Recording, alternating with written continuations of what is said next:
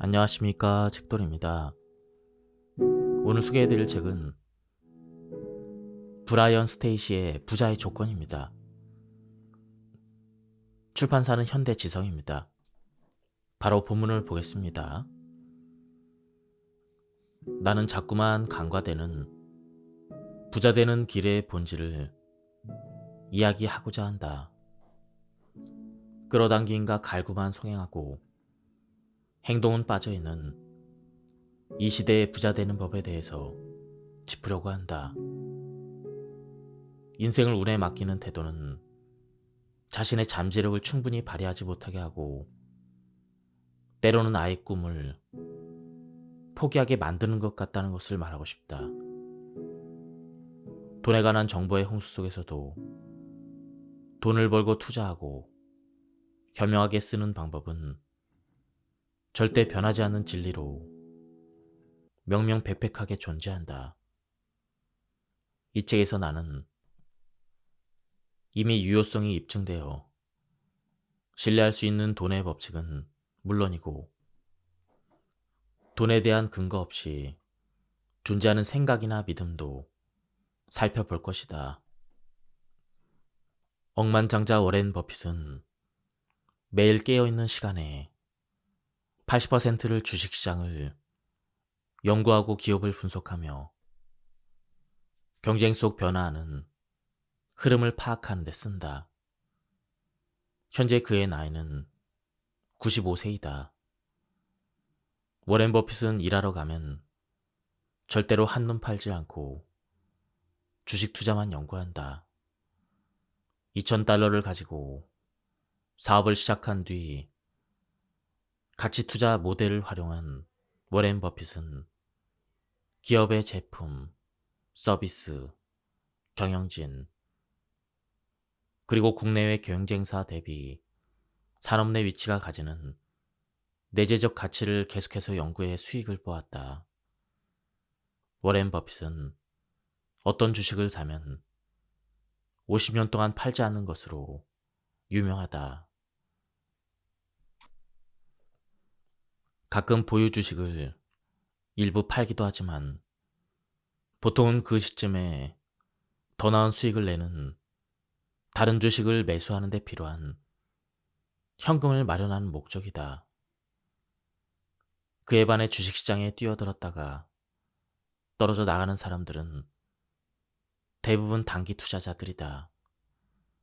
그들의 모습은 마치 돈을 많이 벌겠다고 라스베가스로 떠나는 프로포커 선수들과 비슷해 보인다.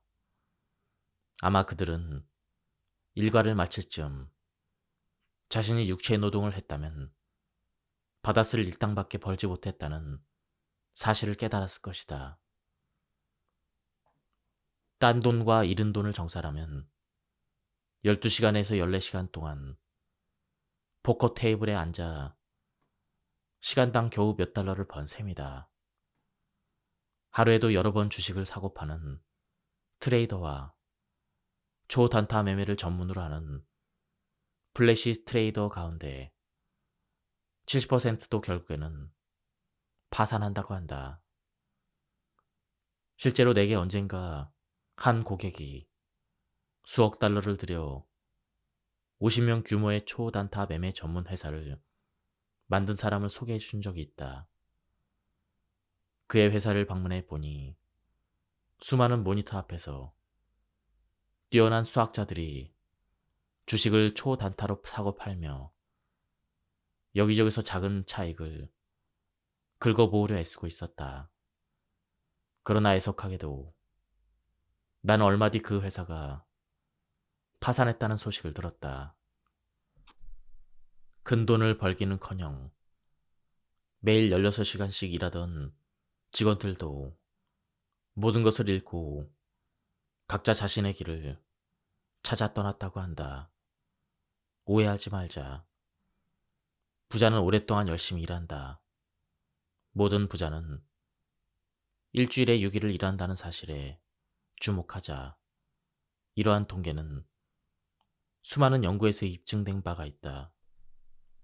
일주일에 6일을 일한다는 것은 어렵지 않다. 정말로 좋아하는 일을 하고 그 일을 능숙하게 하며 뛰어난 성과를 내고 있다면 일을 하면서 의욕이 샘솟는 것이기 때문이다. 행복한 감정을 느끼는 것은 덤이다. 사실 성공한 사람들은 일을 너무나 좋아하기 때문에 일에서 벗어나기 위해 자제력을 발휘해야 될 정도이다. 이제 당신이 해야 될 일은 엄청난 에너지를 발생시켜서 멈추는 방법을 찾아야 할 정도로 너무나 즐거운, 좋아하는 일을 찾는 것이다. 자신에게 딱 맞는 일을 하는 사람의 시간은 빠르게 흐른다. 때로는 먹을 것을 잊어버리고 쉬는 것도 잊어버린다. 커피를 마시러 가는 것도 잊어버린다. 좋아하는 일에 너무 깊이 몰입해서 뭐라도 먹게 하려면 그 일에서 억지로 떼어야 할 정도이다. 높은 연봉을 받는 성공한 이들도 처음에는 작은 컴퓨터가 놓인 비좁은 사무실에서 별 볼 일 없는 업무를 배정받아 혼자 일하고 있었음을 잊지 말라. 물론 이제는 거대한 기업이나 사업을 운영하면서 도심 한가운데 위치한 고급 오피스 빌딩 꼭대기 층을 자신의 사무실로 쓰고 있지만 말이다. 누구나 이렇게 할 수 있는 능력을 가지고 있다. 우리 모두에게는 이와 비슷한 성취를 달성할 수 있는 능력이 존재한다. 오늘 나에게 투자한 시간은 얼마나 되는가? 사람들은 종종 내게 이렇게 묻는다. 처음 일을 시작할 때 무엇에 가장 크게 동기부여가 되었죠? 내 대답은 단순하다. 먹는 것이었다.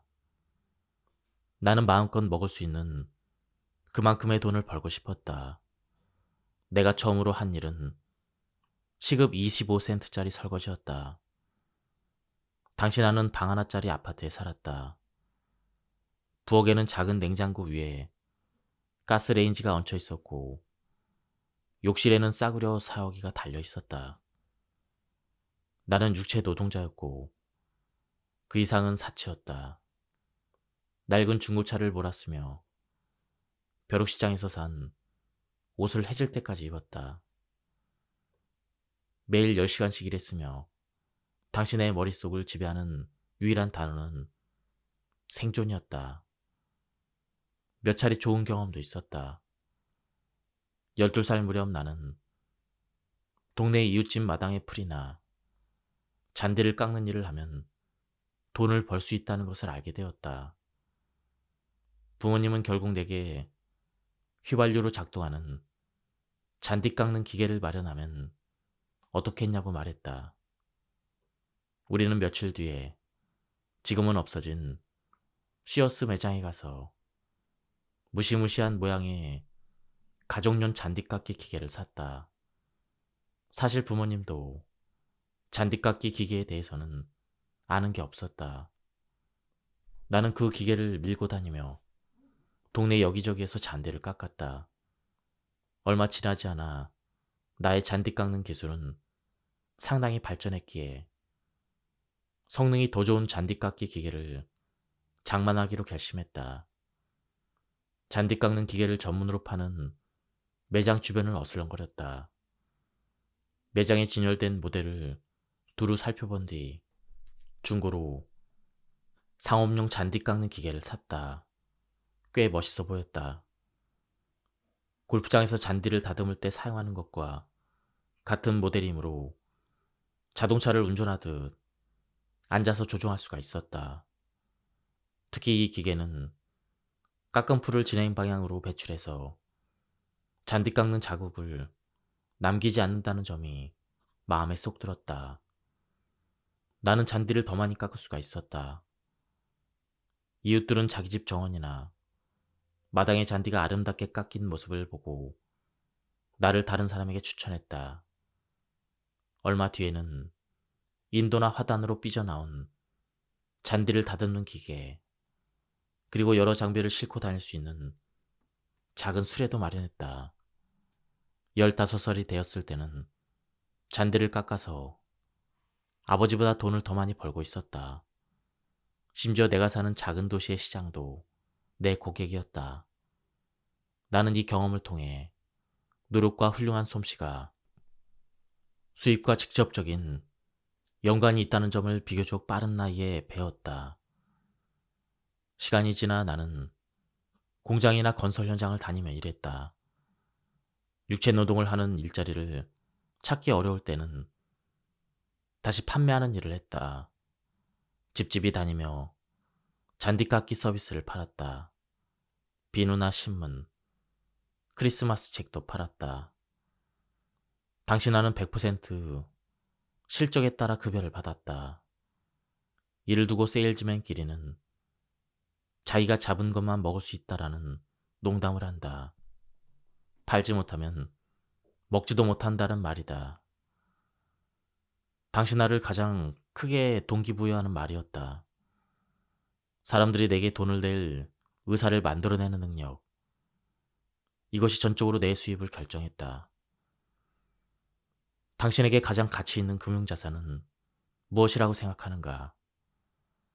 나는 인간에게 가장 가치 있는 금융자산은 돈을 버는 능력이라고 생각한다. 사람들이 돈을 내고 사고 싶어하는 결과를 만들어내는 능력이다. 여기서 집중해야 될 단어는 결과이다. 결과를 만들어내는 사람이 인생의 모든 영역에서 가장 많은 존경을 받으며 성공한다. 누군가는 과정이 아닌 결과라는 단어가 매우 냉정하게 들린다고 할지도 모른다. 하지만 결과는 돈과 일뿐 아니라 가족의 영역에서도 중요한 단어이다. 결혼 생활을 안정적으로 유지하고 자녀를 행복하게 하고 건강하며 자신감 있게 키워내는 것도 결과인 것이다. 돈을 버는 능력은 각자 개인의 자산이다. 다른 모든 자산과 마찬가지로 가치가 오를 수도 있고 떨어질 수도 있다. 만약 이 자산의 가치가 상승한다면 매일 더 많은 돈을 버는 사람이 되는 것이다. 한 번은 포춘지에서 자사에서 46년 동안 재직했던 한 기자에 관한 인터뷰가 실린 적이 있다. 그 여성은 70살이 넘어 은퇴했으며 사내에서 가장 존경받는 사람 중 한 명이었다. 직원들은 그녀의 은퇴를 축하하는 파티를 크게 열었다. 그리고 그녀에게 오랜 시간 포춘에서 가장 가치 있는 사람이 될 수 있었던 비결을 물었다. 그녀가 내놓은 답은 이렇다. 매일 밤 오늘보다 더 똑똑해지지 않고서는 절대 잠자리에 들지 않겠다고 결심했기 때문일 것입니다. 그렇게 매일매일 일을 더 잘하는데 도움이 될 만한 새로운 것을 배웠죠.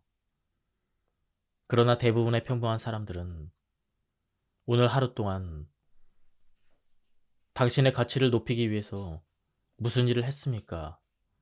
라는 질문을 받았다면 어안이 벙벙해져 말을 잃지 못할 것이다. 아이슌타인은 복리는 세계 8번째 불가사이다. 이를 이해하는 사람은 벌고 이해하지 못하는 사람은 잃는다라고 말했다. 즉, 복리의 개념을 이해한다면 이전에는 보지 못했던 부를 창출할 기회를 발견할 수가 있다. 새로운 기술을 배울 때마다 기존 지식과 결합해 상승 효과가 날 것이다. 이를 통합지능 법칙이라고 한다. 지능의 조각들이 합쳐지면서 일정한 패턴이 형성되는 것이다. 때로는 단 한 조각의 정보가 더해짐으로써 모든 것이 변화하여 오랫동안 쌓아온 지식이 한데 모여 막강한 힘을 발휘할 것이다. 그렇게 갑자기 모든 것이 딱 맞아떨어지는 순간이 찾아오면 완전히 새로운 제품이나 서비스가 탄생하고 혁신적인 변화가 이루어지는 것이다. 많은 사람들이 고소득이 부라고 생각한다. 그러나 진정한 부는 다른 것이다. 나는 엄청난 부를 일군 어느 이민자로부터 이 진리를 배웠다. 그는 진정한 소득은 자기 돈이 만들어내는 소득이라고 말했다. 즉, 자기 돈으로 한 투자에서 나오는 그 돈만이 진정한 부라는 것이다.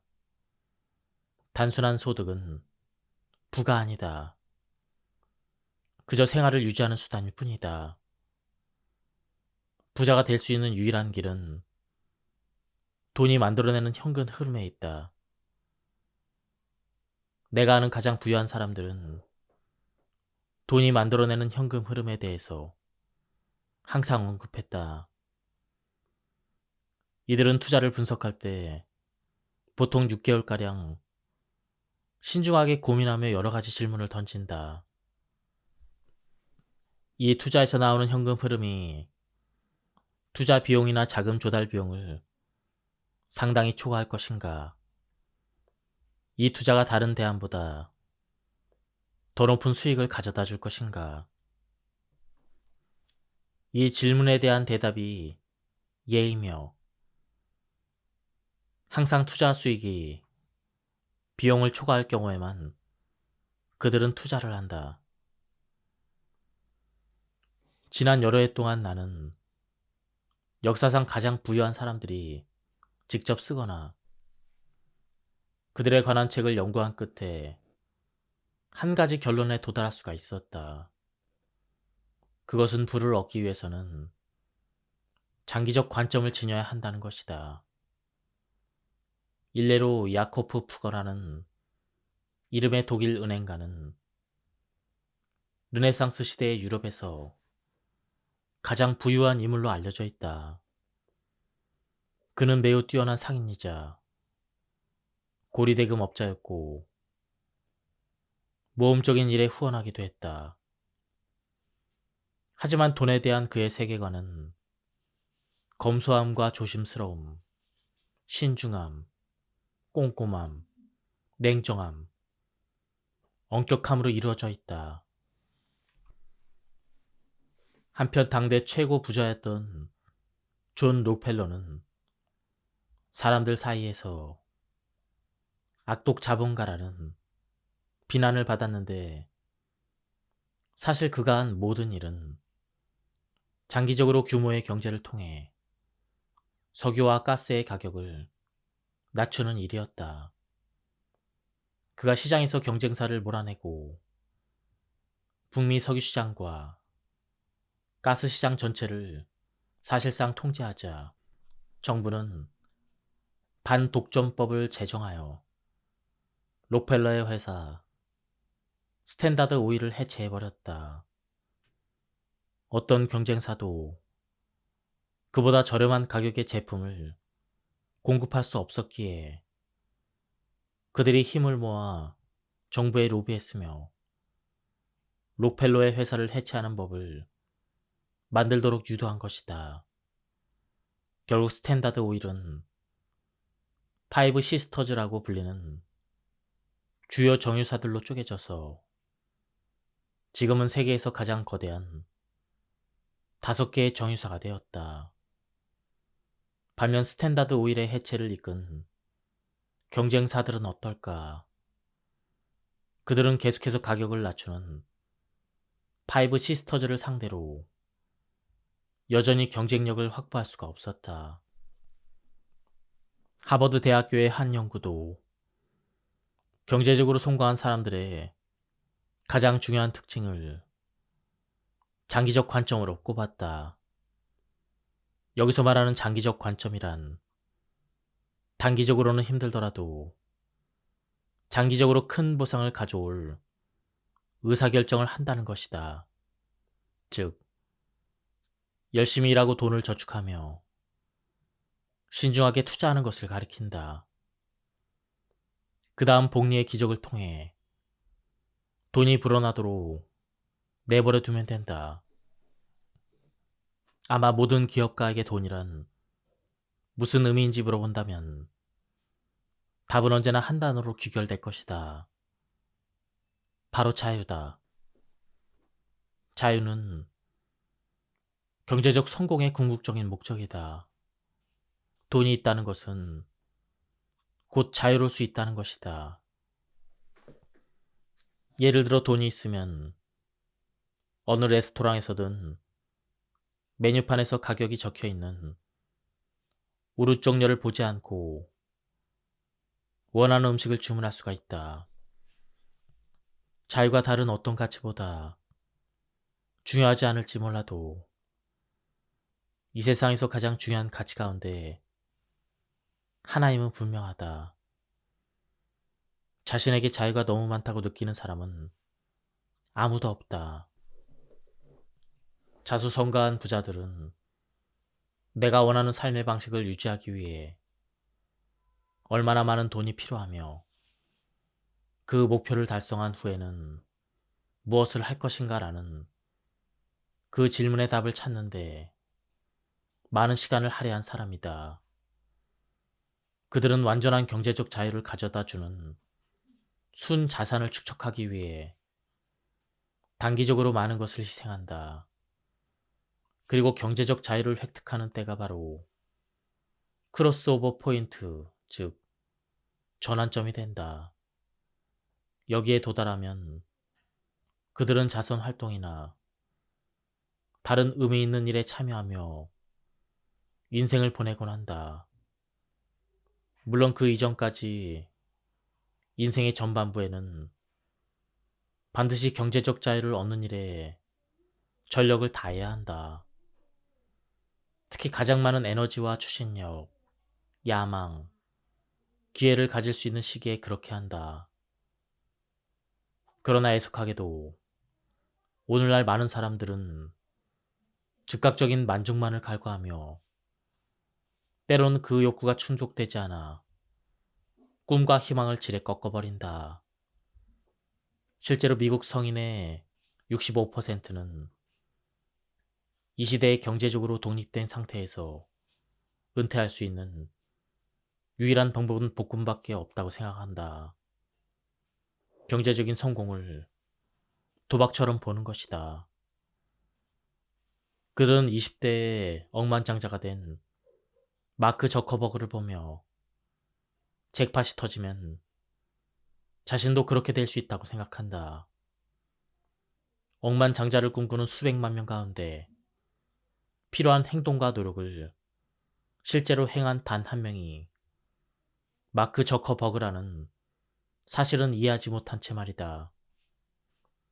물론 마크 저커버그의 성공은 인터넷의 등장, 초고속 데이터 처리 기술의 발전, 소셜미디어 시장의 출현 등 여러 요소가 완벽하게 맞아떨어진 결과였다. 그러나 이 요소가 한순간에 완벽하게 조화를 이루게 만든 마지막 퍼즐은 당연하게도 마크 저커버그의 열정이다. 억만장자가 된 사람들은 많이 있다. 그들 역시 비슷한 방식으로 돈을 벌었다. 대부분 열심히 일하고 가치에 기여하며 돈을 아껴 저축한 다음 모은 돈을 신중하게 투자하고 시간이 가면서 돈이 불어나도록 하는 그런 방식으로 돈을 벌고 부를 쌓았다. 회사원으로는 절대 백만장자가 될 수 없을까? 여기 또 다른 근거 없는 믿음이 있다. 많은 사람이 어떤 회사의 직원이나 조직의 구성원만으로 일한다면 부자가 되는 것은 고사하고 경제적 목표를 달성하는 것도 불가능하다고 생각한다. 그러나 실제로는 체계적인 소비와 저축 계획을 따른다면 누구나 경제적 자유를 얻을 수가 있다. 피터 린치는 역사상 가장 크게 성공한 위대한 투자자 중 한 명이다. 그는 마젤란이라는 수십억 달러 규모의 투자 펀드를 운영했으며 엄청난 부를 쌓고 나서 은퇴를 했다. 피터 린치는 핵심은 시장의 타이밍을 맞추는 것이 아니라 시장에서 시간을 보내는 것이다라는 멋진 말을 남겼다. 실제로 자수성가한 백만장자 10명 가운데 한 명은 평생 다른 회사에서 일한 사람들이다. 이들은 열심히 일해 괜찮은 급여를 받았으며 저축도 했다. 또한 퇴직연금이나 개인연금 같은 이연 보상제도도 적극적으로 활용했다. 버는 돈에서 일정 부분을 떼어내 모은 다음 저축한 돈이 불어나도록 둔 것이다. 사람들이 은퇴 시점에 경제적으로 독립하지 못하는 이유는 버는 족족 모두 써버리기 때문이다. 그러다 50세쯤에야 모아놓은 돈이 별로 없다는 사실을 깨닫고 불안해지기 시작한다.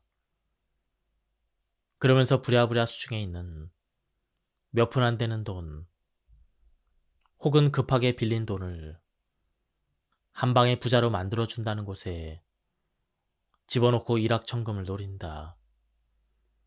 하지만 이러한 투자의 끝에는 언제나 사기꾼의 농락과 투자자의 실패가 기다린다.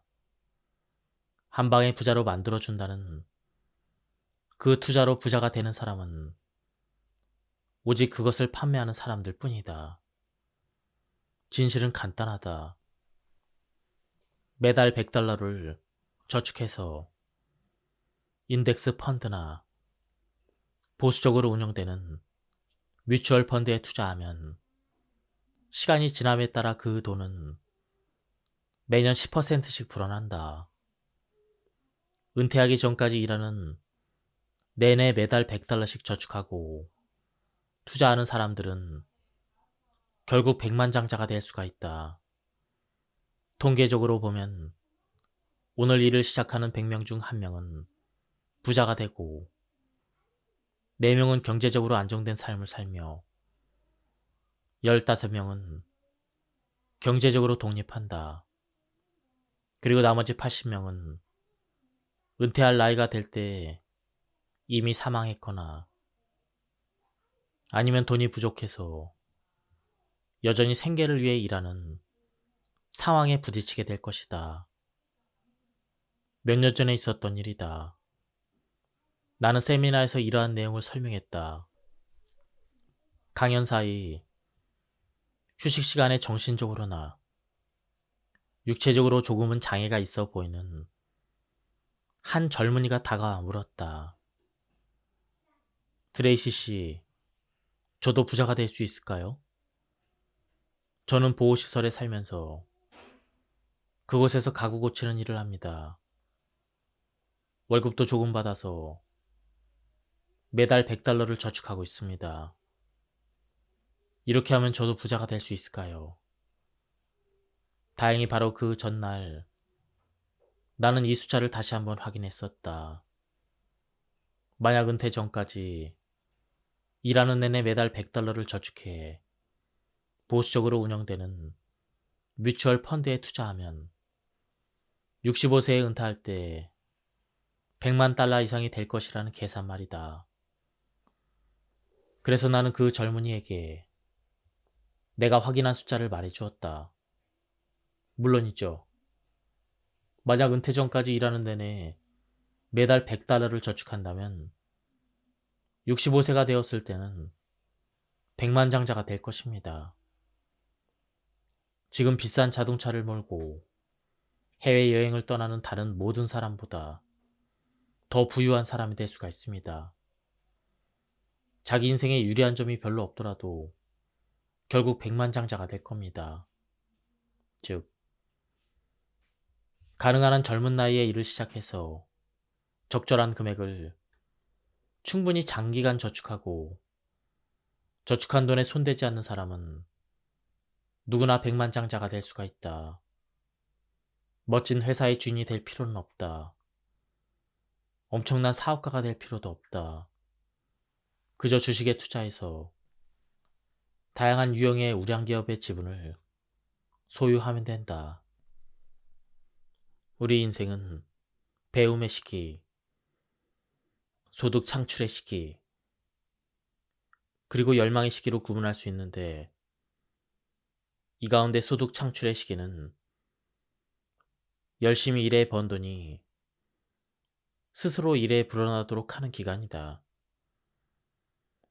그러면 투자한 돈이 일해서 버는 돈보다 더 많은 수익을 창출하는 전환점에 도달하게 된다. 이 단계에 이르면 삶의 속도를 늦추고 더 신중하게 자산을 관리하며 남은 인생을 편안하게 살아갈 수 있게 한다. 문제는 전환점이 언제 찾아오냐는 것이다.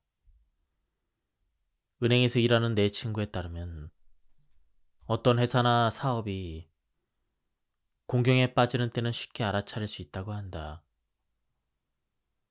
오랜 노력 끝에 처음으로 수익을 내기 시작하면서 회사 대표가 이제는 조금 긴장을 풀고 즐겨도 괜찮을 것 같다고 마음먹는 순간이 바로 그때이다. 고가의 자동차를 사기 위해, 고급 주택을 매입하기 위해 은행에서 돈을 빌리는 시기다. 너무 일찍 샴페인을 터뜨리고 돈을 쓰기 시작한다. 경제와 모든 산업에는 부침이 있고 불경기와 불황의 시기가 찾아오기 마련이다. 그런데 그렇게 되면 현금 흐름이 급격히 나빠지며 대표는 대출을 상환하지 못하는 상황이 발생한다. 자동차 회사는 대표의 고급 자동차를 회수하고 은행은 대표의 고급 주택을 압류할 것이다. 은행에서 일하는 내 친구가 들려준 이야기의 핵심은 이렇다. 돈을 쓰기 시작해도 괜찮은 시점은 어려운 시점을 넘기고도 상당히 많은 시간이 지난 뒤에 경제적 독립을 달성하고 여유 자금을 투자할 수 있을 때이다.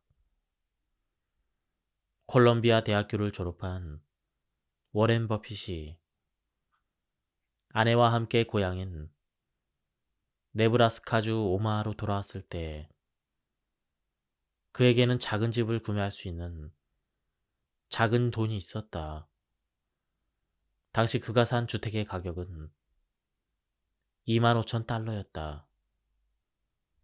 포브스에 따르면 워렌 버핏은 현재 세계에서 세 번째로 부유한 사람이지만 그는 여전히 작은 집에 거주하며 그곳을 떠날 생각을 하지 않고 있다.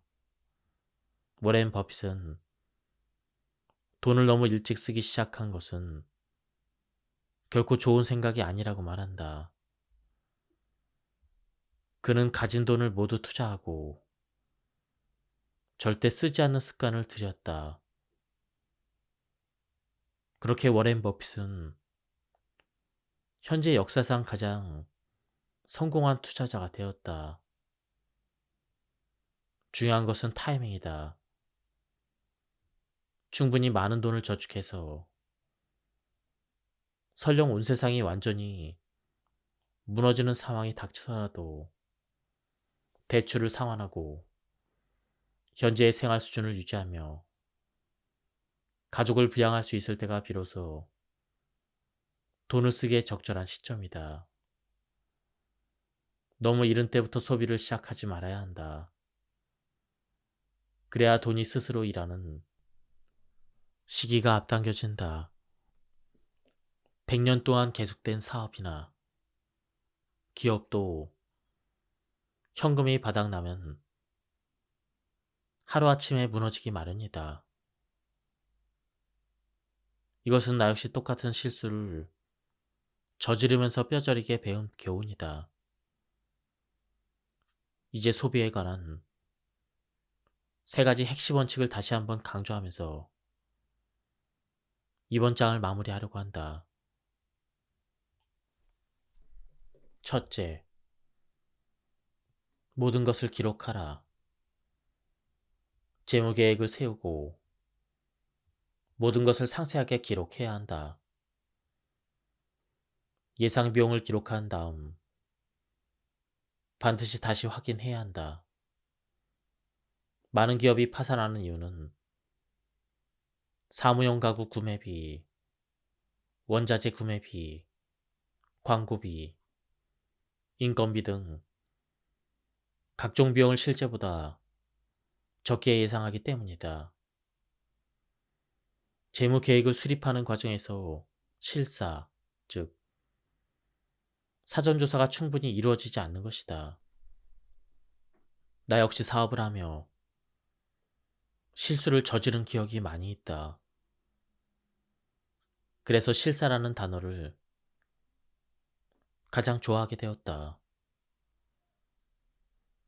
정보를 충분히 파악하지 않은 채 돈을 얼마나 쓸지 결정하지 말아야 한다.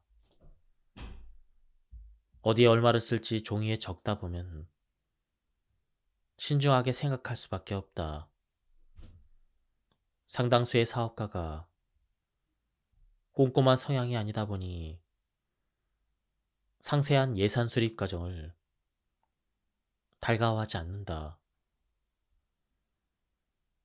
혹시 자신이 그러한 사람이라면 다른 전문가를 찾아야 한다. 디테일을 사랑하는 회계 전문가를 고용해서 사업을 운영하는 데 필요한 모든 항목들을 목록으로 만들어라. 또한 시장 조사를 나가고 여러 차례 확인을 거치면서 비용을 최대한 낮출 수 있도록 노력해야 한다. 두 번째, 큰 규모의 지출은 가능한 한 연기하라. 전산 시스템 등을 새롭게 구축할 필요가 있다는 생각이 든다면 한두 달 정도 시간을 미루는 것도 괜찮다. 그러한 지출이 총각을 다투는 일은 아니기 때문이다.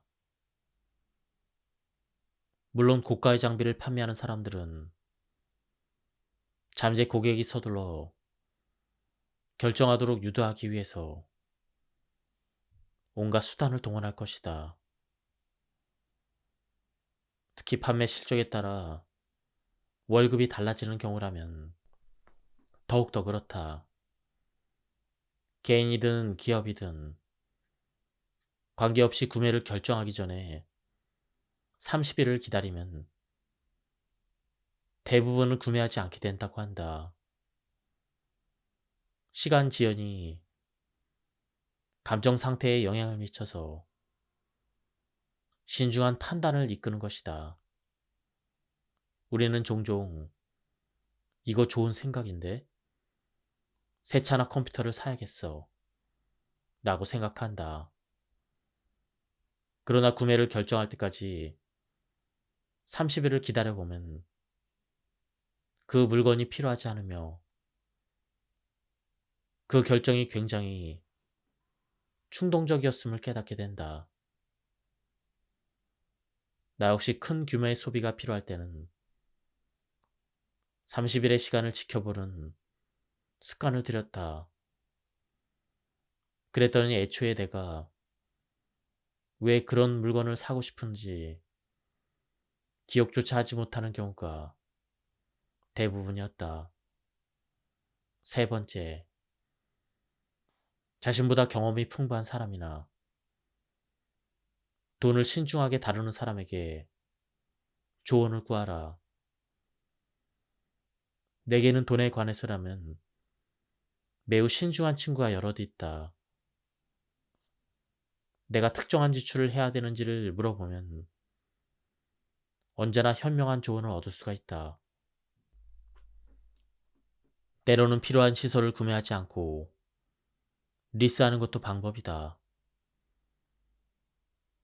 실례로 베프 베이조스는 아마존의 클라우드 컴퓨팅 용량이 과잉 상태가 되자 일부를 임대하기 시작했다. 현재 아마존은 웹 서비스를 통해서 전 세계의 기업 수만 곳에 클라우드 컴퓨팅 서비스를 제공하며 연간 수십억 달러의 매출을 올리고 있다. 지금까지 이야기한 이 모든 방법은 반드시 지출해야 되는 순간까지 지출을 늦추고 현금을 보존하는 데 도움이 될 것이다. 지출을 통해 아낄 수 있는 돈이 지출할 비용을 상쇄하고도 남는 시점이 지출해야 되는 때라는 것을 기억하라. 흔히 사용하는 장기 자동차 할부금 또한 나쁜 빚이다. 기본적으로 사람들은 너무 비싼 차를 사는 경향이 있다. 최대 36개월 이내에 자동차 할부금을 전부 상환할 수 있어야 한다. 만약 그 이상이 걸린다면 너무 비싼 차를 사려는 것으로 생각해야 한다. 분수에 맞게 조금 더 저렴한 차를 사면 된다. 자존심은 잠시 접어두자. 한편 주택담보대출은 주택을 담보로 일정 한도 내에서 원하는 만큼 자금을 자유롭게 활용할 수 있는 대출 상품이다. 나 역시 주택담보대출을 이용하고 있으며 이자를 제외한 수수료는 연간 250달러 수준이다. 주택담보대출은 사업을 운영하면서 사업자 한도 대출을 받기 어려운 상황에서 예비 자금으로 활용할 수 있는 좋은 방법이 될 수가 있다. 따라서 사업을 하면서 본인 소유의 주택이 있다면 주택담보대출을 고려해 보기 바란다. 다만 유지 비용이 낮은지 반드시 확인하고 계약서의 세부 조항을 꼼꼼히 확인해야 한다. 계약서 이면에 작은 글씨로 적힌 내용이 사업에 큰 영향을 미칠 수가 있다. 계약의 내용을 꼼꼼하게 점검하지 않아 낭패를 본 일이 있었다. 어린 나이에 세상 물정을 모르던 내가 어느 가구점에 들어갔을 때였다. 마침 대규모 할인 행사가 진행 중이었고 나는 그 자리에서 아파트 전체를 채울 정도로 다양한 가구를 구매했다. 그 가구점은 자체 할부시 프로그램을 운영하고 있었고 나는 여기저기에 서명만 하고 집으로 돌아왔다. 할부 이자율이 연 24%나 되었지만 당시 나는 이 정도 이자율이라면 거의 고리 대금업자 수준이라는 것을 몰랐다. 이것이 바로 가구점이 돈을 버는 방식이었다. 가구점은 중고 가구를 판매하는 동시에 자체 할부 프로그램을 통해 연 24%의 이자까지 챙기고 있었다. 게다가 일정 금액의 계약금까지 이미 받아갔다. 나는 첫 대금 청구서를 받기까지는 이러한 사실을 깨닫지 못했다. 청구서를 보며 계산을 해보니 3년 동안 할부로 내면 가구 구매 대금의 2배를 내야 할 상황이었다. 결국 나는 수수료를 내고 모든 할부금을 일시에 상환해버렸다. 이 경험에서 내가 얻은 교훈은 돈이 나가는 계약을 체결할 때는 무턱대고 서명하지 말고 서류를 받아 집으로 돌아온 다음 차분하게 앉아서 시간을 가지고 한 줄 한 줄 꼼꼼하게 검토해야 된다는 것이다. 이해하기 어려운 부분이 있다면 반드시 명확하게 설명해달라고 요구를 해야 한다. 계약서는 평범한 사람들이 헷갈릴 수 있도록 법률 전문가의 언어로 작성된 경우가 많이 있다. 텔레마케터가 전화를 걸어 신용카드나 핸드폰 요금제와 관련해서 특별한 혜택이 있다고 제안할 때도 매우 주의해야 한다. 전화로 제안하는 특별한 혜택은 대개 가격이 터무니없이 비싸고 텔레마케터에게 지급되는 판매 수수료가 매우 크다. 텔레마케터는 보험 보장 범위를 확대하거나 컴퓨터, 핸드폰 등 전자기기와 자동차의 보증 기간을 연장하는 것처럼 굳이 필요하지 않는 것을 구매하도록 유도하곤 한다. 지금까지 이 책에 대한 리뷰를 모두 마쳤습니다. 한번 책을 구해서 읽어보실 것을 추천드립니다. 예, 오늘은 여기서 마치도록 하겠습니다. 감사합니다. 안녕하십니까, 책돌입니다. 오늘 소개해드릴 책은 브라이언 스테이시의 부자의 조건입니다. 출판사는 현대지성입니다. 바로 본문을 보겠습니다. 나는 자꾸만 간과되는 부자 되는 길의 본질을 이야기하고자 한다. 끌어당김과 갈구만 성행하고 행동은 빠져있는 이 시대의 부자 되는 법에 대해서 짚으려고 한다. 인생을 운에 맡기는 태도는 자신의 잠재력을 충분히 발휘하지 못하게 하고 때로는 아이의 꿈을 포기하게 만드는 것 같다는 것을 말하고 싶다. 돈에 관한 정보의 홍수 속에서도 돈을 벌고 투자하고 현명하게 쓰는 방법은 절대 변하지 않는 진리로 명명백백하게 존재한다. 이 책에서 나는 이미 유효성이 입증되어 신뢰할 수 있는 돈의 법칙은 물론이고 돈에 대한 근거 없이 존재하는 생각이나 믿음도 살펴볼 것이다.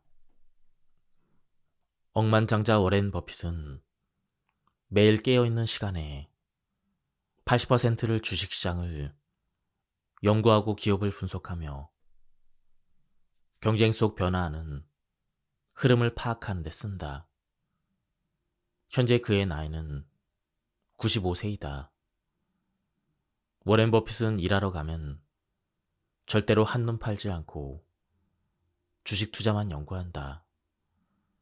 2,000달러를 가지고 사업을 시작한 뒤 가치 투자 모델을 활용한 워렌 버핏은 기업의 제품, 서비스, 경영진, 그리고 국내외 경쟁사 대비 산업 내 위치가 가지는 내재적 가치를 계속해서 연구해 수익을 보았다. 워렌 버핏은 어떤 주식을 사면 50년 동안 팔지 않는 것으로 유명하다. 가끔 보유 주식을 일부 팔기도 하지만 보통은 그 시점에 더 나은 수익을 내는 다른 주식을 매수하는 데 필요한 현금을 마련하는 목적이다. 그에 반해 주식시장에 뛰어들었다가 떨어져 나가는 사람들은 대부분 단기 투자자들이다. 그들의 모습은 마치 돈을 많이 벌겠다고 라스베가스로 떠나는 프로포커 선수들과 비슷해 보인다. 아마 그들은 일과를 마칠 즈음 자신이 육체 노동을 했다면 받았을 일당밖에 벌지 못했다는 사실을 깨달았을 것이다.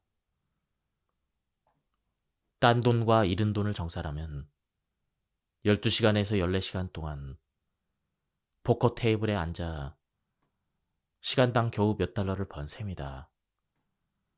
하루에도 여러 번 주식을 사고 파는 트레이더와 초단타 매매를 전문으로 하는 플래시 트레이더 가운데 70%도 결국에는 파산한다고 한다. 실제로 내게 언젠가 한 고객이 수억 달러를 들여 50명 규모의 초단타 매매 전문 회사를 만든 사람을 소개해 준 적이 있다. 그의 회사를 방문해 보니 수많은 모니터 앞에서 뛰어난 수학자들이 주식을 초단타로 사고 팔며 여기저기서 작은 차익을 긁어모으려 애쓰고 있었다. 그러나 애석하게도 난 얼마 뒤 그 회사가 파산했다는 소식을 들었다. 큰 돈을 벌기는커녕 매일 16시간씩 일하던 직원들도 모든 것을 잃고 각자 자신의 길을 찾아 떠났다고 한다. 오해하지 말자. 부자는 오랫동안 열심히 일한다. 모든 부자는 일주일에 6일을 일한다는 사실에 주목하자. 이러한 통계는 수많은 연구에서 입증된 바가 있다. 일주일에 6일을 일한다는 것은 어렵지 않다. 정말로 좋아하는 일을 하고 그 일을 능숙하게 하며 뛰어난 성과를 내고 있다면 일을 하면서 의욕이 샘솟는 것이기 때문이다. 행복한 감정을 느끼는 것은 덤이다. 사실 성공한 사람들은 일을 너무나 좋아하기 때문에 일에서 벗어나기 위해 자제력을 발휘해야 될 정도이다. 이제 당신이 해야 될 일은 엄청난 에너지를 발생시켜서 멈추는 방법을 찾아야 할 정도로 너무나 즐거운, 좋아하는 일을 찾는 것이다. 자신에게 딱 맞는 일을 하는 사람의 시간은 빠르게 흐른다. 때로는 먹을 것을 잊어버리고 쉬는 것도 잊어버린다. 커피를 마시러 가는 것도 잊어버린다. 좋아하는 일에 너무 깊이 몰입해서 뭐라도 먹게 하려면 그 일에서 억지로 떼어야 할 정도이다. 높은 연봉을 받는 성공한 이들도 처음에는 작은 컴퓨터가 놓인 비좁은 사무실에서 별 볼 일 없는 업무를 배정받아 혼자 일하고 있었음을 잊지 말라. 물론 이제는 거대한 기업이나 사업을 운영하면서 도심 한가운데 위치한 고급 오피스 빌딩 꼭대기층을 자신의 사무실로 쓰고 있지만 말이다. 누구나 이렇게 할 수 있는 능력을 가지고 있다. 우리 모두에게는 이와 비슷한 성취를 달성할 수 있는 능력이 존재한다. 오늘 나에게 투자한 시간은 얼마나 되는가? 사람들은 종종 내게 이렇게 묻는다. 처음 일을 시작할 때 무엇에 가장 크게 동기부여가 되었죠? 내 대답은 단순하다. 먹는 것이었다.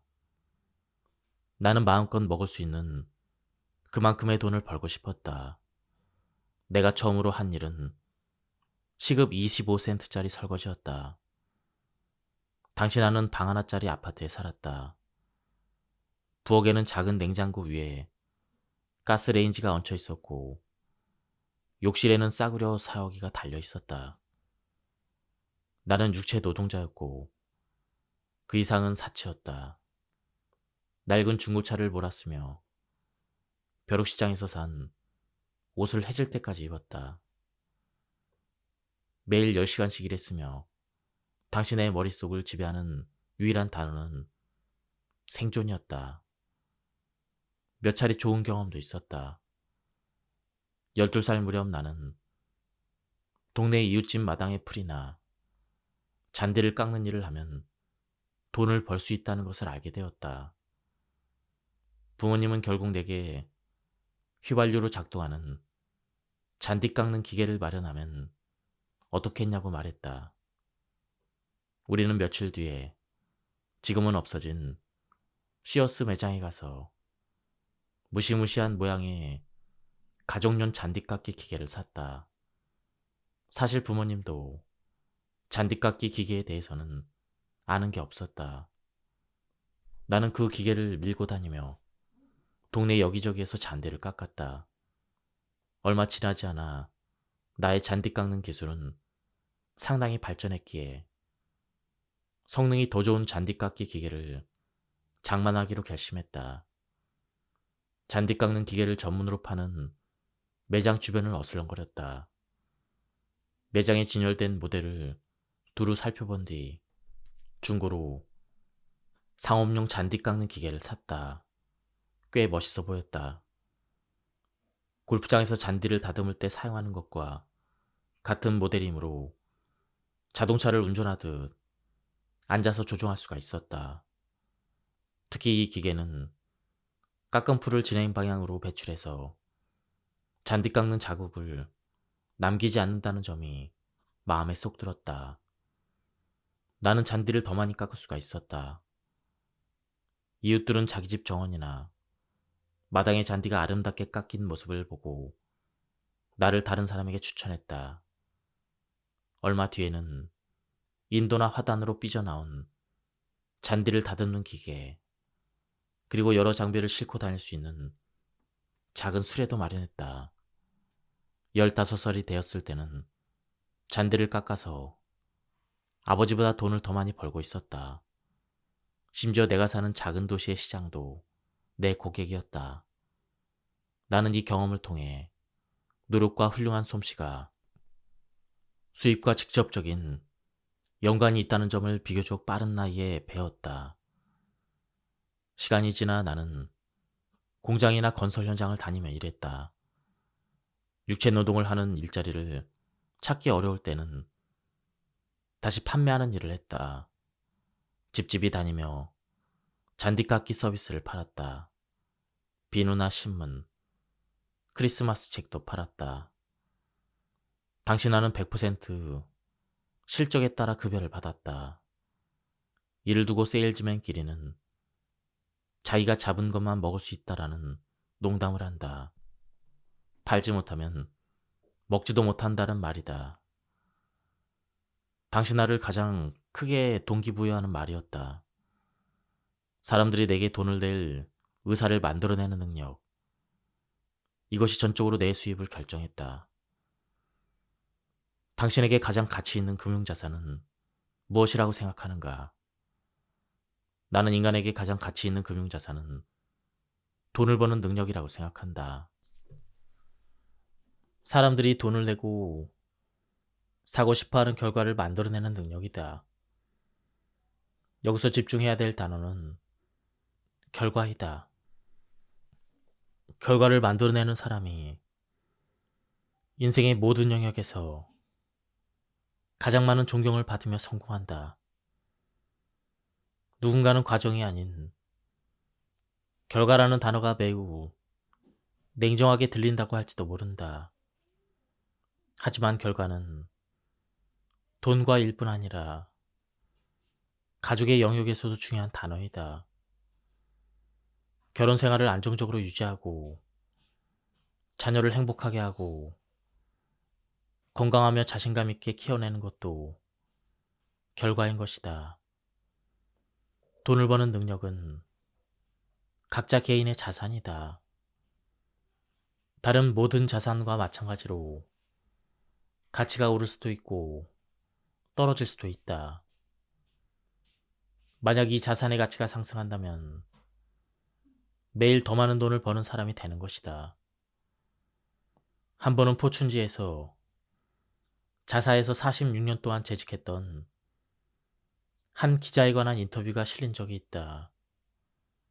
그 여성은 70살이 넘어 은퇴했으며 사내에서 가장 존경받는 사람 중 한 명이었다. 직원들은 그녀의 은퇴를 축하하는 파티를 크게 열었다. 그리고 그녀에게 오랜 시간 포춘에서 가장 가치 있는 사람이 될 수 있었던 비결을 물었다. 그녀가 내놓은 답은 이렇다. 매일 밤 오늘보다 더 똑똑해지지 않고서는 절대 잠자리에 들지 않겠다고 결심했기 때문일 것입니다. 그렇게 매일매일 일을 더 잘하는데 도움이 될 만한 새로운 것을 배웠죠. 그러나 대부분의 평범한 사람들은 오늘 하루 동안 당신의 가치를 높이기 위해서 무슨 일을 했습니까? 라는 질문을 받았다면 어안이 벙벙해져 말을 잃지 못할 것이다. 아이슌타인은 복리는 세계 8번째 불가사이다. 이를 이해하는 사람은 벌고 이해하지 못하는 사람은 잃는다라고 말했다. 즉, 복리의 개념을 이해한다면 이전에는 보지 못했던 부를 창출할 기회를 발견할 수가 있다. 새로운 기술을 배울 때마다 기존 지식과 결합해 상승 효과가 날 것이다. 이를 통합지능 법칙이라고 한다. 지능의 조각들이 합쳐지면서 일정한 패턴이 형성되는 것이다. 때로는 단 한 조각의 정보가 더해짐으로써 모든 것이 변화하여 오랫동안 쌓아온 지식이 한데 모여 막강한 힘을 발휘할 것이다. 그렇게 갑자기 모든 것이 딱 맞아떨어지는 순간이 찾아오면 완전히 새로운 제품이나 서비스가 탄생하고 혁신적인 변화가 이루어지는 것이다. 많은 사람들이 고소득이 부라고 생각한다. 그러나 진정한 부는 다른 것이다. 나는 엄청난 부를 일군 어느 이민자로부터 이 진리를 배웠다. 그는 진정한 소득은 자기 돈이 만들어내는 소득이라고 말했다. 즉, 자기 돈으로 한 투자에서 나오는 그 돈만이 진정한 부라는 것이다. 단순한 소득은 부가 아니다. 그저 생활을 유지하는 수단일 뿐이다. 부자가 될 수 있는 유일한 길은 돈이 만들어내는 현금 흐름에 있다. 내가 아는 가장 부유한 사람들은 돈이 만들어내는 현금 흐름에 대해서 항상 언급했다. 이들은 투자를 분석할 때 보통 6개월가량 신중하게 고민하며 여러 가지 질문을 던진다. 이 투자에서 나오는 현금 흐름이 투자 비용이나 자금 조달 비용을 상당히 초과할 것인가? 이 투자가 다른 대안보다 더 높은 수익을 가져다 줄 것인가? 이 질문에 대한 대답이 예이며 항상 투자 수익이 비용을 초과할 경우에만 그들은 투자를 한다. 지난 여러 해 동안 나는 역사상 가장 부유한 사람들이 직접 쓰거나 그들에 관한 책을 연구한 끝에 한 가지 결론에 도달할 수가 있었다. 그것은 부를 얻기 위해서는 장기적 관점을 지녀야 한다는 것이다. 일례로 야코프 푸거라는 이름의 독일 은행가는 르네상스 시대의 유럽에서 가장 부유한 인물로 알려져 있다.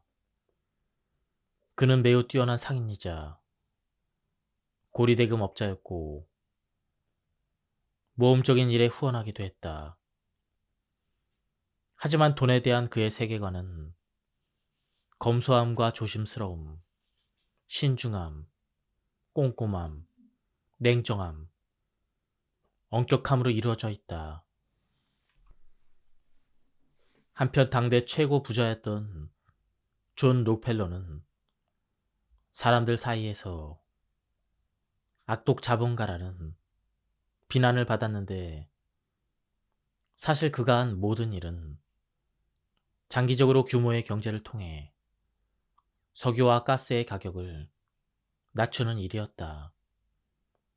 그가 시장에서 경쟁사를 몰아내고 북미 석유 시장과 가스 시장 전체를 사실상 통제하자 정부는 반독점법을 제정하여 록펠러의 회사 스탠다드 오일을 해체해버렸다. 어떤 경쟁사도 그보다 저렴한 가격의 제품을 공급할 수 없었기에 그들이 힘을 모아 정부에 로비했으며 록펠러의 회사를 해체하는 법을 만들도록 유도한 것이다. 결국 스탠다드 오일은 파이브 시스터즈라고 불리는 주요 정유사들로 쪼개져서 지금은 세계에서 가장 거대한 5개의 정유사가 되었다. 반면 스탠다드 오일의 해체를 이끈 경쟁사들은 어떨까? 그들은 계속해서 가격을 낮추는 파이브 시스터즈를 상대로 여전히 경쟁력을 확보할 수가 없었다. 하버드 대학교의 한 연구도 경제적으로 성공한 사람들의 가장 중요한 특징을 장기적 관점으로 꼽았다. 여기서 말하는 장기적 관점이란 단기적으로는 힘들더라도 장기적으로 큰 보상을 가져올 의사결정을 한다는 것이다. 즉, 열심히 일하고 돈을 저축하며 신중하게 투자하는 것을 가리킨다. 그 다음 복리의 기적을 통해 돈이 불어나도록 내버려 두면 된다. 아마 모든 기업가에게 돈이란 무슨 의미인지 물어본다면 답은 언제나 한 단어로 귀결될 것이다. 바로 자유다. 자유는 경제적 성공의 궁극적인 목적이다.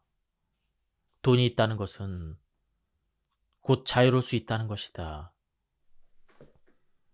예를 들어 돈이 있으면 어느 레스토랑에서든 메뉴판에서 가격이 적혀 있는 우르종려를 보지 않고 원하는 음식을 주문할 수가 있다. 자유가 다른 어떤 가치보다 중요하지 않을지 몰라도 이 세상에서 가장 중요한 가치 가운데 하나임은 분명하다. 자신에게 자유가 너무 많다고 느끼는 사람은 아무도 없다. 자수성가한 부자들은 내가 원하는 삶의 방식을 유지하기 위해 얼마나 많은 돈이 필요하며 그 목표를 달성한 후에는 무엇을 할 것인가라는 그 질문의 답을 찾는데 많은 시간을 할애한 사람이다. 그들은 완전한 경제적 자유를 가져다 주는 순 자산을 축적하기 위해 단기적으로 많은 것을 희생한다. 그리고 경제적 자유를 획득하는 때가 바로 크로스오버 포인트, 즉 전환점이 된다. 여기에 도달하면 그들은 자선 활동이나 다른 의미 있는 일에 참여하며 인생을 보내곤 한다. 물론 그 이전까지 인생의 전반부에는 반드시 경제적 자유를 얻는 일에 전력을 다해야 한다. 특히 가장 많은 에너지와 추진력, 야망, 기회를 가질 수 있는 시기에 그렇게 한다.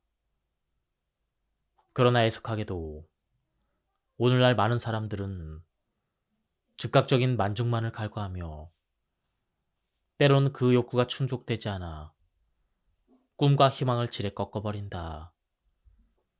실제로 미국 성인의 65%는 이 시대에 경제적으로 독립된 상태에서 은퇴할 수 있는 유일한 방법은 복권밖에 없다고 생각한다. 경제적인 성공을 도박처럼 보는 것이다. 그들은 20대에 억만장자가 된 마크 저커버그를 보며 잭팟이 터지면 자신도 그렇게 될 수 있다고 생각한다. 억만장자를 꿈꾸는 수백만 명 가운데 필요한 행동과 노력을 실제로 행한 단 한 명이 마크 저커버그라는 사실은 이해하지 못한 채 말이다. 물론 마크 저커버그의 성공은 인터넷의 등장, 초고속 데이터 처리 기술의 발전, 소셜미디어 시장의 출현 등 여러 요소가 완벽하게 맞아떨어진 결과였다. 그러나 이 요소가 한순간에 완벽하게 조화를 이루게 만든 마지막 퍼즐은 당연하게도 마크 저커버그의 열정이다. 억만장자가 된 사람들은 많이 있다. 그들 역시 비슷한 방식으로 돈을 벌었다. 대부분 열심히 일하고 가치에 기여하며 돈을 아껴 저축한 다음 모은 돈을 신중하게 투자하고 시간이 가면서 돈이 불어나도록 하는 그런 방식으로 돈을 벌고 부를 쌓았다. 회사원으로는 절대 백만장자가 될 수 없을까? 여기 또 다른 근거 없는 믿음이 있다. 많은 사람이 어떤 회사의 직원이나 조직의 구성원만으로 일한다면 부자가 되는 것은 고사하고 경제적 목표를 달성하는 것도 불가능하다고 생각한다. 그러나 실제로는 체계적인 소비와 저축 계획을 따른다면 누구나 경제적 자유를 얻을 수가 있다. 피터 린치는 역사상 가장 크게 성공한 위대한 투자자 중 한 명이다.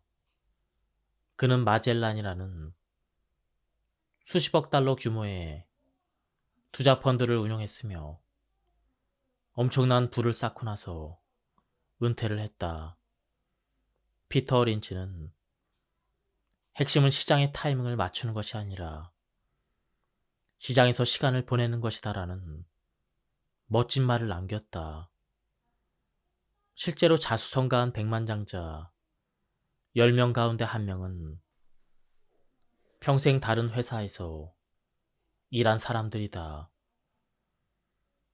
이들은 열심히 일해 괜찮은 급여를 받았으며 저축도 했다. 또한 퇴직연금이나 개인연금 같은 이연 보상제도도 적극적으로 활용했다. 버는 돈에서 일정 부분을 떼어내 모은 다음 저축한 돈이 불어나도록 둔 것이다.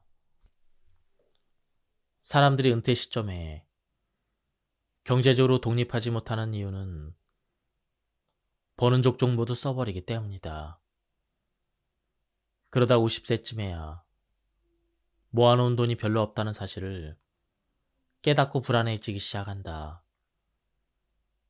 그러면서 부랴부랴 수중에 있는 몇 푼 안 되는 돈, 혹은 급하게 빌린 돈을 한 방에 부자로 만들어준다는 곳에 집어넣고 일확천금을 노린다. 하지만 이러한 투자의 끝에는 언제나 사기꾼의 농락과 투자자의 실패가 기다린다. 한 방에 부자로 만들어준다는 그 투자로 부자가 되는 사람은 오직 그것을 판매하는 사람들 뿐이다. 진실은 간단하다. 매달 100달러를 저축해서 인덱스 펀드나 보수적으로 운영되는 뮤추얼 펀드에 투자하면 시간이 지남에 따라 그 돈은 매년 10%씩 불어난다. 은퇴하기 전까지 일하는 내내 매달 100달러씩 저축하고 투자하는 사람들은 결국 백만장자가 될 수가 있다. 통계적으로 보면 오늘 일을 시작하는 100명 중 1명은 부자가 되고 4명은 경제적으로 안정된 삶을 살며 15명은 경제적으로 독립한다. 그리고 나머지 80명은 은퇴할 나이가 될 때 이미 사망했거나 아니면 돈이 부족해서 여전히 생계를 위해 일하는 상황에 부딪히게 될 것이다. 몇 년 전에 있었던 일이다. 나는 세미나에서 이러한 내용을 설명했다. 강연 사이 휴식 시간에 정신적으로나 육체적으로 조금은 장애가 있어 보이는 한 젊은이가 다가와 물었다. 트레이시 씨, 저도 부자가 될 수 있을까요? 저는 보호시설에 살면서 그곳에서 가구 고치는 일을 합니다. 월급도 조금 받아서 매달 $100를 저축하고 있습니다. 이렇게 하면 저도 부자가 될 수 있을까요? 다행히 바로 그 전날 나는 이 숫자를 다시 한번 확인했었다. 만약 은퇴 전까지 일하는 내내 매달 $100를 저축해 보수적으로 운영되는 뮤추얼 펀드에 투자하면 65세에 은퇴할 때 $100만 이상이 될 것이라는 계산 말이다. 그래서 나는 그 젊은이에게 내가 확인한 숫자를 말해 주었다. 물론이죠. 만약 은퇴 전까지 일하는 내내 매달 $100를 저축한다면 65세가 되었을 때는 백만장자가 될 것입니다. 지금 비싼 자동차를 몰고 해외여행을 떠나는 다른 모든 사람보다 더 부유한 사람이 될 수가 있습니다. 자기 인생에 유리한 점이 별로 없더라도 결국 백만장자가 될 겁니다. 즉, 가능한 한 젊은 나이에 일을 시작해서 적절한 금액을 충분히 장기간 저축하고 저축한 돈에 손대지 않는 사람은 누구나 백만장자가 될 수가 있다. 멋진 회사의 주인이 될 필요는 없다. 엄청난 사업가가 될 필요도 없다. 그저 주식에 투자해서 다양한 유형의 우량기업의 지분을 소유하면 된다. 우리 인생은 배움의 시기, 소득 창출의 시기, 그리고 열망의 시기로 구분할 수 있는데 이 가운데 소득 창출의 시기는 열심히 일해 번 돈이 스스로 일에 불어나도록 하는 기간이다. 그러면 투자한 돈이 일해서 버는 돈보다 더 많은 수익을 창출하는 전환점에 도달하게 된다. 이 단계에 이르면 삶의 속도를 늦추고 더 신중하게 자산을 관리하며 남은 인생을 편안하게 살아갈 수 있게 한다. 문제는 전환점이 언제 찾아오냐는 것이다. 은행에서 일하는 내 친구에 따르면 어떤 회사나 사업이 공경에 빠지는 때는 쉽게 알아차릴 수 있다고 한다. 오랜 노력 끝에 처음으로 수익을 내기 시작하면서 회사 대표가 이제는 조금 긴장을 풀고 즐겨도 괜찮을 것 같다고 마음먹는 순간이 바로 그때이다. 고가의 자동차를 사기 위해, 고급 주택을 매입하기 위해 은행에서 돈을 빌리는 시기다. 너무 일찍 샴페인을 터뜨리고 돈을 쓰기 시작한다. 경제와 모든 산업에는 부침이 있고 불경기와 불황의 시기가 찾아오기 마련이다. 그런데 그렇게 되면 현금 흐름이 급격히 나빠지며 대표는 대출을 상환하지 못하는 상황이 발생한다. 자동차 회사는 대표의 고급 자동차를 회수하고 은행은 대표의 고급 주택을 압류할 것이다. 은행에서 일하는 내 친구가 들려준 이야기의 핵심은 이렇다. 돈을 쓰기 시작해도 괜찮은 시점은 어려운 시점을 넘기고도 상당히 많은 시간이 지난 뒤에 경제적 독립을 달성하고 여유 자금을 투자할 수 있을 때이다. 콜롬비아 대학교를 졸업한 워렌 버핏이 아내와 함께 고향인 네브라스카주 오마하로 돌아왔을 때 그에게는 작은 집을 구매할 수 있는 작은 돈이 있었다. 당시 그가 산 주택의 가격은 25,000달러였다. 포브스에 따르면 워렌 버핏은 현재 세계에서 세 번째로 부유한 사람이지만 그는 여전히 작은 집에 거주하며 그곳을 떠날 생각을 하지 않고 있다. 워렌 버핏은 돈을 너무 일찍 쓰기 시작한 것은 결코 좋은 생각이 아니라고 말한다. 그는 가진 돈을 모두 투자하고 절대 쓰지 않는 습관을 들였다. 그렇게 워렌 버핏은 현재 역사상 가장 성공한 투자자가 되었다. 중요한 것은 타이밍이다. 충분히 많은 돈을 저축해서 설령 온 세상이 완전히 무너지는 상황이 닥쳐서라도 대출을 상환하고 현재의 생활 수준을 유지하며 가족을 부양할 수 있을 때가 비로소 돈을 쓰기에 적절한 시점이다. 너무 이른 때부터 소비를 시작하지 말아야 한다. 그래야 돈이 스스로 일하는 시기가 앞당겨진다. 100년 동안 계속된 사업이나 기업도 현금이 바닥나면 하루아침에 무너지기 마련이다. 이것은 나 역시 똑같은 실수를 저지르면서 뼈저리게 배운 교훈이다. 이제 소비에 관한 세 가지 핵심 원칙을 다시 한번 강조하면서 이번 장을 마무리하려고 한다. 첫째, 모든 것을 기록하라. 재무 계획을 세우고 모든 것을 상세하게 기록해야 한다. 예상 비용을 기록한 다음 반드시 다시 확인해야 한다. 많은 기업이 파산하는 이유는 사무용 가구 구매비, 원자재 구매비, 광고비, 인건비 등 각종 비용을 실제보다 적게 예상하기 때문이다. 재무 계획을 수립하는 과정에서 실사, 즉 사전조사가 충분히 이루어지지 않는 것이다.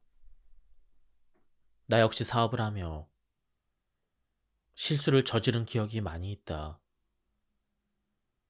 그래서 실사라는 단어를 가장 좋아하게 되었다. 정보를 충분히 파악하지 않은 채 돈을 얼마나 쓸지 결정하지 말아야 한다. 어디에 얼마를 쓸지 종이에 적다 보면 신중하게 생각할 수밖에 없다. 상당수의 사업가가 꼼꼼한 성향이 아니다 보니 상세한 예산 수립 과정을 달가워하지 않는다. 혹시 자신이 그러한 사람이라면 다른 전문가를 찾아야 한다. 디테일을 사랑하는 회계 전문가를 고용해서 사업을 운영하는 데 필요한 모든 항목들을 목록으로 만들어라. 또한 시장 조사를 나가고 여러 차례 확인을 거치면서 비용을 최대한 낮출 수 있도록 노력해야 한다. 두 번째, 큰 규모의 지출은 가능한 한 연기하라. 전산 시스템 등을 새롭게 구축할 필요가 있다는 생각이 든다면 한두 달 정도 시간을 미루는 것도 괜찮다. 그러한 지출이 총각을 다투는 일은 아니기 때문이다. 물론 고가의 장비를 판매하는 사람들은 잠재 고객이 서둘러 결정하도록 유도하기 위해서 온갖 수단을 동원할 것이다. 특히 판매 실적에 따라 월급이 달라지는 경우라면 더욱더 그렇다. 개인이든 기업이든 관계없이 구매를 결정하기 전에 30일을 기다리면 대부분은 구매하지 않게 된다고 한다. 시간 지연이 감정 상태에 영향을 미쳐서 신중한 판단을 이끄는 것이다.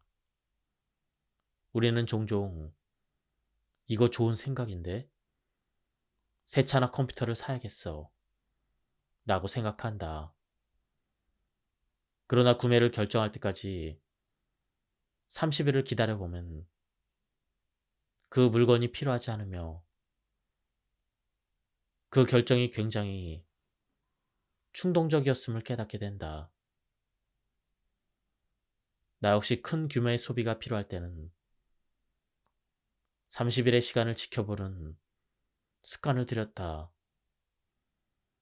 그랬더니 애초에 내가 왜 그런 물건을 사고 싶은지 기억조차 하지 못하는 경우가 대부분이었다. 세 번째, 자신보다 경험이 풍부한 사람이나 돈을 신중하게 다루는 사람에게 조언을 구하라.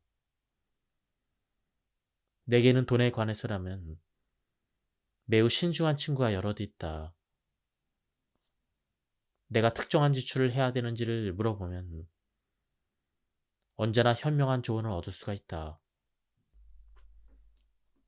때로는 필요한 시설을 구매하지 않고 리스하는 것도 방법이다.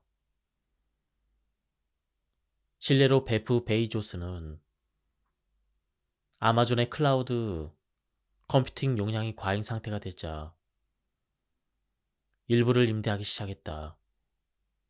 현재 아마존은 웹 서비스를 통해서 전 세계의 기업 수만 곳에 클라우드 컴퓨팅 서비스를 제공하며 연간 수십억 달러의 매출을 올리고 있다. 지금까지 이야기한 이 모든 방법은 반드시 지출해야 되는 순간까지 지출을 늦추고 현금을 보존하는 데 도움이 될 것이다. 지출을 통해 아낄 수 있는 돈이 지출할 비용을 상쇄하고도 남는 시점이 지출해야 되는 때라는 것을 기억하라. 흔히 사용하는 장기 자동차 할부금 또한 나쁜 빚이다. 기본적으로 사람들은 너무 비싼 차를 사는 경향이 있다. 최대 36개월 이내에 자동차 할부금을 전부 상환할 수 있어야 한다. 만약 그 이상이 걸린다면 너무 비싼 차를 사려는 것으로 생각해야 한다. 분수에 맞게 조금 더 저렴한 차를 사면 된다. 자존심은 잠시 접어두자.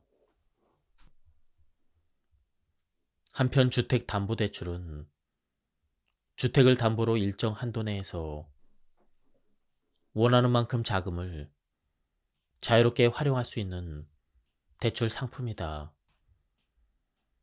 나 역시 주택담보대출을 이용하고 있으며 이자를 제외한 수수료는 연간 250달러 수준이다. 주택담보대출은 사업을 운영하면서 사업자 한도 대출을 받기 어려운 상황에서 예비 자금으로 활용할 수 있는 좋은 방법이 될 수가 있다. 따라서 사업을 하면서 본인 소유의 주택이 있다면 주택담보대출을 고려해 보기 바란다. 다만 유지 비용이 낮은지 반드시 확인하고 계약서의 세부 조항을 꼼꼼히 확인해야 한다. 계약서 이면에 작은 글씨로 적힌 내용이 사업에 큰 영향을 미칠 수가 있다. 계약의 내용을 꼼꼼하게 점검하지 않아 낭패를 본 일이 있었다. 어린 나이에 세상 물정을 모르던 내가 어느 가구점에 들어갔을 때였다. 마침 대규모 할인 행사가 진행 중이었고 나는 그 자리에서 아파트 전체를 채울 정도로 다양한 가구를 구매했다.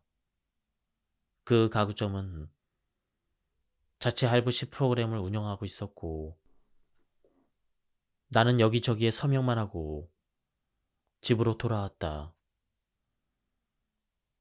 할부 이자율이 연 24%나 되었지만 당시 나는 이 정도 이자율이라면 거의 고리 대금업자 수준이라는 것을 몰랐다. 이것이 바로 가구점이 돈을 버는 방식이었다. 가구점은 중고 가구를 판매하는 동시에 자체 할부 프로그램을 통해 연 24%의 이자까지 챙기고 있었다. 게다가 일정 금액의 계약금까지 이미 받아갔다. 나는 첫 대금 청구서를 받기까지는 이러한 사실을 깨닫지 못했다. 청구서를 보며 계산을 해보니 3년 동안 할부로 내면 가구 구매 대금의 2배를 내야 할 상황이었다. 결국 나는 수수료를 내고 모든 할부금을 일시에 상환해버렸다. 이 경험에서 내가 얻은 교훈은 돈이 나가는 계약을 체결할 때는 무턱대고 서명하지 말고 서류를 받아 집으로 돌아온 다음 차분하게 앉아서 시간을 가지고 한 줄 한 줄 꼼꼼하게 검토해야 된다는 것이다. 이해하기 어려운 부분이 있다면 반드시 명확하게 설명해달라고 요구를 해야 한다. 계약서는 평범한 사람들이 헷갈릴 수 있도록 법률 전문가의 언어로 작성된 경우가 많이 있다. 텔레마케터가 전화를 걸어 신용카드나 핸드폰 요금제와 관련해서 특별한 혜택이 있다고 제안할 때도 매우 주의해야 한다. 전화로 제안하는 특별한 혜택은 대개 가격이 터무니없이 비싸고 텔레마케터에게 지급되는 판매 수수료가 매우 크다. 텔레마케터는 보험 보장 범위를 확대하거나 컴퓨터, 핸드폰 등 전자기기와 자동차의 보증 기간을 연장하는 것처럼 굳이 필요하지 않는 것을 구매하도록 유도하곤 한다. 지금까지 이 책에 대한 리뷰를 모두 마쳤습니다. 한번 책을 구해서 읽어보실 것을 추천드립니다. 예, 오늘은 여기서 마치도록 하겠습니다. 감사합니다.